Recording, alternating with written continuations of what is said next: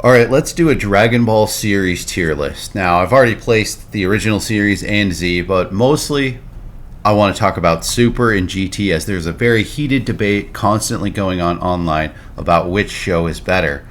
And the people involved, typically, whichever show they like more, they just say it's great and the other show is garbage. So, Super fans, they say GT is trash. GT fans often say Super is trash. And we'll talk about that. But first, we're going to go through each franchise, talk about their strengths, their weaknesses, and place them on the list. And talk about my favorite moments of each series. Now, Dragon Ball, the original. Why is it an A tier? Well, it's just incredible. It's influential. It's wildly creative. It's so much fun as the comedy takes front stage a lot of the time. Interesting characters. And although the world is much smaller in scale than, say, Dragon Ball Z or Super or GT, as you don't have traveling planet to planet, a ton of alien races. There obviously are some aliens, as Goku's an alien, Piccolo's an alien. But the world itself is so, like, expansive and interesting and weird.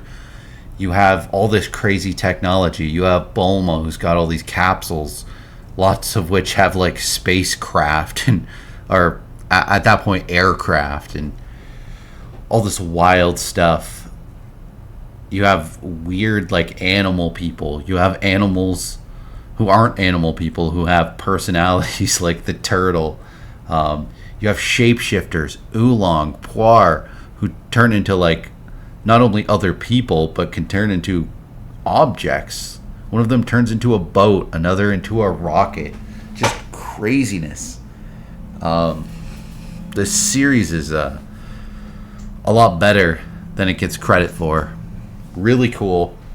But on most anime lists, you could probably easily put it on S tier. But since this is specifically Dragon Ball series, I think it belongs on A tier. I think most people would agree that Z is better, and Z is in S tier. So my favorite moment of Dragon Ball is when Krillin gets taken out by Piccolo. Now, this moment is important because it really raises the stakes and intensity of the show, which I feel like leads into Dragon Ball very well. And it raises the stakes for the characters, as although I believe a character had been wished back at that point in the series, it's not a guaranteed thing that they'll be able to collect the Dragon Balls again and make another wish, especially with all of the big threats going along. Or at least it takes them a lot more time to collect the Dragon Balls.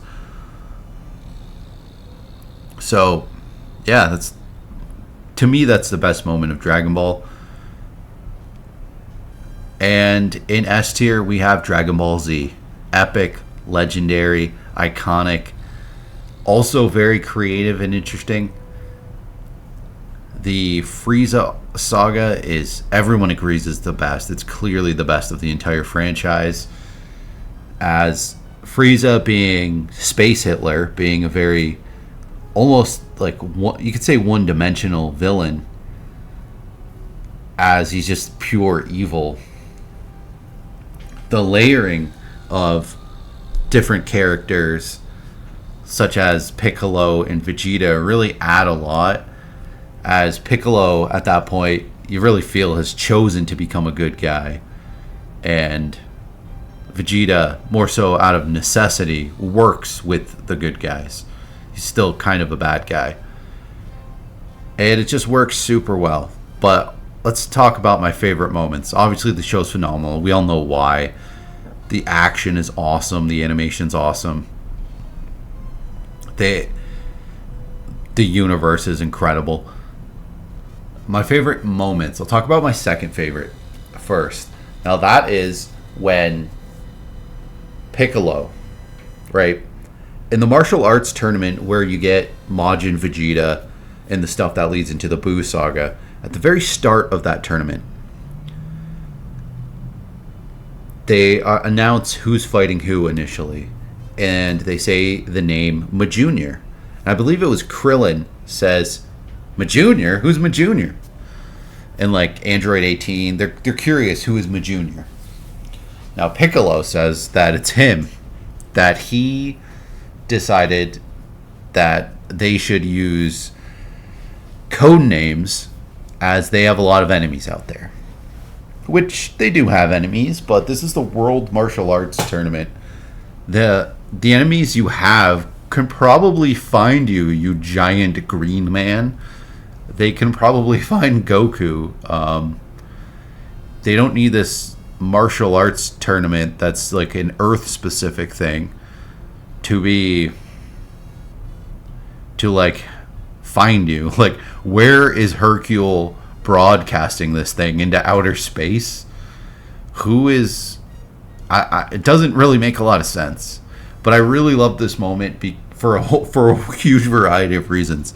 First of all, why didn't Piccolo tell them? Like, they didn't know that he was using this code name Majunior or using a code name at all in this fighting tournament. This plan almost makes sense, but you didn't communicate it. Did he tell them and they just didn't listen? Who knows? But he himself, like Goku, Vegeta, everyone else, uses their real name, but Piccolo uses Majunior. Now that's specifically ridiculous as well, because in Dragon Ball, the original series here, the Piccolo enters the tournament. Now Piccolo originally started as King Piccolo, then he was defeated, turned into like an egg, and came back as a younger Piccolo, right? And he enters a tournament, a World Martial Arts Tournament, as Junior. Junior, later on, Majunior. Why would you use a code name that you've practically used before? How is that hiding your identity? You like 6'5" green alien dude. What is this? You're wearing the same clothes. You're wearing the same clothes from the other tournament. Like, what? I digress. Just a really ridiculous and fun moment. I like when they add fun into the show. It really makes everything else around it better, right? Like, having those really funny moments really balances out something like in that same tournament where you get the like increased violence of, say, Majin Vegeta, or that other Majin guy, Spopovich, who beats the bejesus out of Videl in that fighting tournament. Probably the most brutal beatdown we see across the entire franchise is Videl just getting repeatedly pounded by this guy Spopovich. But my very favorite moment is this guy Van Zant. You might not remember him, as he shows up at the point when Majin Buu had calmed down, when Hercule, this guy, who I used to as a cover, Hercule beat Majin Buu twice, defeated him twice in the Buu saga. Once at the very end, as Goku was charging the Spirit Bomb and didn't have enough to take out Kid Buu.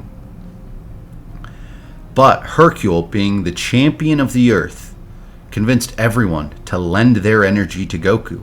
Otherwise, Goku possibly wouldn't have beaten Buu. So Hercule beats Buu once then, but he actually beats Buu earlier on. Now Majin Buu is rampaging through cities, eating entire cities worth of people. Hercule, if you remember, calmed him down, became friends with him, got a tiny house and a tiny dog. Literally, Hercule was friends with Majin Buu, had completely ended his rampage. Buu was convinced to no longer eat people. But then what happened? a random Australian man named Van Zant rolls in with a sniper rifle and shoots Boo's dog. Just to get revenge? Just to make a name for himself? Who knows? But this guy Van Zant just rolls up and takes out Boo's dog. It is so stupid. And what does Boo do? Boo goes full John Wick, rampages even harder than he ever had before. I don't know what outcome Van Zant expected here from taking out Boo's dog. This is like one of the dumbest things a fictional character has ever done. And it's so out of nowhere. I love it. Oh, my camera's being all crazy. But yeah, Van Zant, you are my absolute favorite of the Dragon Ball Z. My favorite moment. It's just way too insane and zany. Oh God. Now, let's continue. Let's go to GT. GT deserves a B tier. It's blatantly, when you just had these three shows, GT clearly inferior, right? And on the first time, the problem with GT is the first time you watch it, there are so many things that are going to bug the crap out of you. Pan being annoying, Giru being annoying, things that, the fact that Goten just was late for the ship. Like, come on, Goku can teleport to Goten and then teleport him back. Goten wants to go. Develop Goten in Trunks. Do anything with Trunks besides make him a dork. It seems like kind of a waste of Trunks' time to even be there. You don't need him there. It's already established that Goku is constantly holding back, right? Like, think of the gap between Pan and Super Saiyan 4 Goku.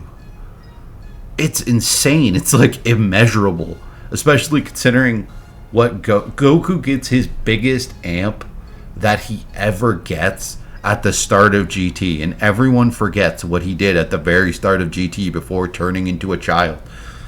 But I won't get into that. I've talked about that in other videos. But if it's just Goku doesn't want to go all out, he wants to basically train Pan through wacky adventures, that's fine, but it's weird. The reason that it's weird is a lot of this just serves the purpose that they wanted to attract female viewership. They wanted girls to watch this show. Because think about how male focused Dragon Ball Z is. You got all these jack dudes beating each other up, throwing energy blasts at each other, powering up. Like, it's it doesn't have a lot for female viewers, so they wanted to pull them in, right? That's why it focuses on Pan, and she has a little robot sidekick who's cute, and Goku's cute. And a lot of that stuff can be annoying, and is annoying, very annoying on a first watch. But on a rewatch, and you swallow that pill that this was made, a lot of this focus of this show, a lot of these decisions are just in service of getting female viewers. And it becomes way less annoying on a rewatch, which kind of opens your mind to accept all the things that are good about it, right? Like, weirdly, animation in anime seems to get worse as time goes on. And it, like, Dragon Ball Z has the best animation, and it just gets worse from then on. So with GT, you're actually getting some pretty cool animation going, and there's some really cool stuff that happens. Like, I think of General Rildo being an entire planet. I think of Pan saying, "I'm in robot hell," and she's in robot hell. It's ridiculous. Now, the show definitely underutilizes certain aspects. It doesn't have enough, like, runtime. Like, it needed certain parts. I think you could double the length of the Super Android 17 saga, and it would be way better. Like, once Nappa shows up, once you are doing the stuff in the afterlife, that should have been way longer. Nappa doesn't even say anything, I don't think. I think he grunts and raises an eyebrow and then fights for 10 seconds. Give us like an entire Nappa episode. Give us several Nappa episodes. Give us time to like utilize your characters. You're bringing back these characters like Cell and Frieza, Dr. Gero. You can further develop those characters. That would be really cool. That's the only good part about that saga, is that. Like, no one cares about Dr. Mew or Android 17. Like, Android 17 is one of the most nothing characters across the entire franchise. And then even the Omega Shenron stuff, it feels long as they go to these different dragons, and a lot of the dragons are pretty lame. It makes it feel longer, but there's a lot of unfortunate stuff with the show that could do way better, but it's not garbage. It's not a total garbage show. You're still going to get a lot of enjoyment, and you're going to get more enjoyment on a rewatch. Now, one moment that I think definitely deserves mention is when Vegeta shaves his mustache, but my very favorite moment of GT is definitely the stuff with Baby. Just the entire Baby saga. It's clearly awesome. Because you get so much stuff with like Vegeta and Goku, it's cool. And it's cool not just because they go Super Saiyan 4. It's just solid. It's solid stuff. I don't really have that much to say about it. But we'll move on to Super, because I think it's important, right? I think people judge GT way too much, and they're kind of just overlooking. They can't get past the fact that they were trying to bring in female viewers. They're trying to expand the franchise to include female viewers. They could have done a better job. They needed more time to do it. It's short, it's sweet. Now, Dragon Ball Super, I'm placing it below GT. The animation isn't as good. The plots are somehow like less interesting. The show's it's just not quite as fun. I feel like GT goes a little more into the goofiness kind of fun. Now, Super has tons of fun, right? You have lots of, like, Vegeta remains funny as he's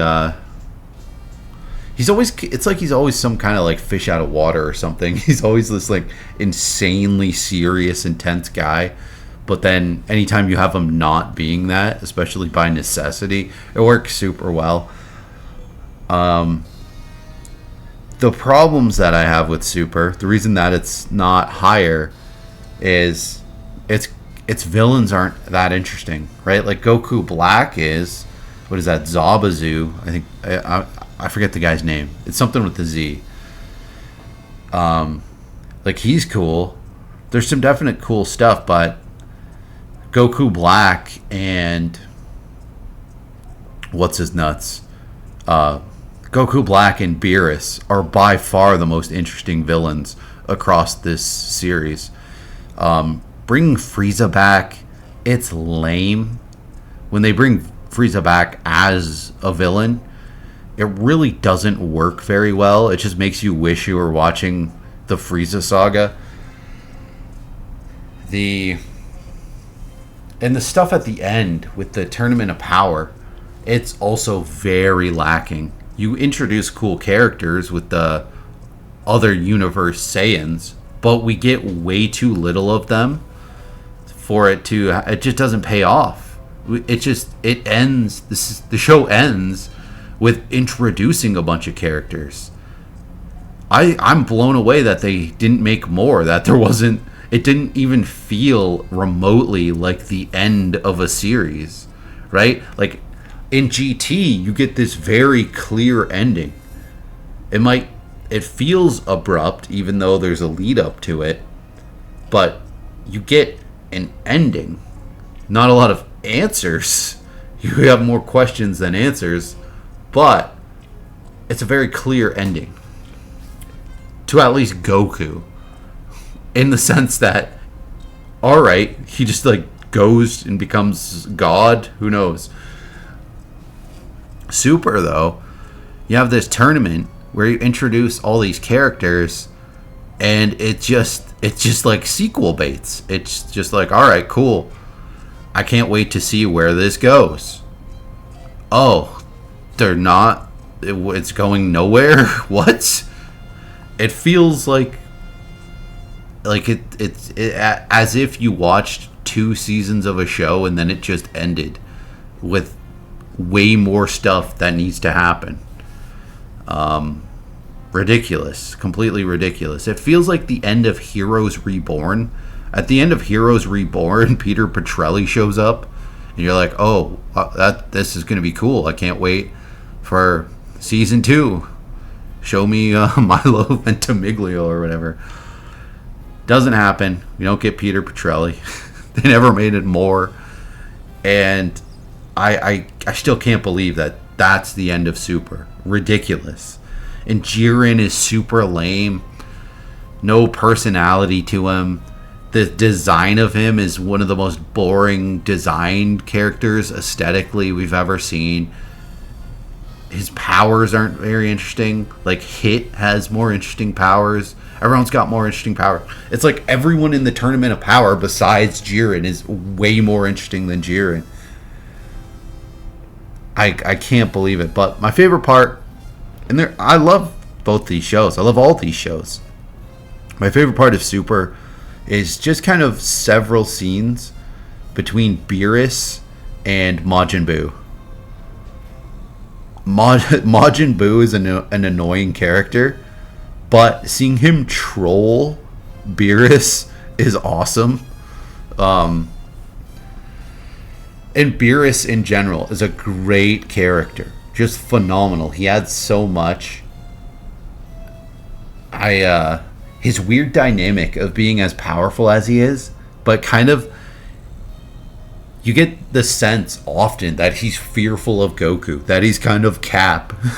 He's capping hard. He doesn't want to throw hands with Goku again. He wants Goku to perceive that he's stronger than Goku, but we all know he's not. We see the fear in his eyes.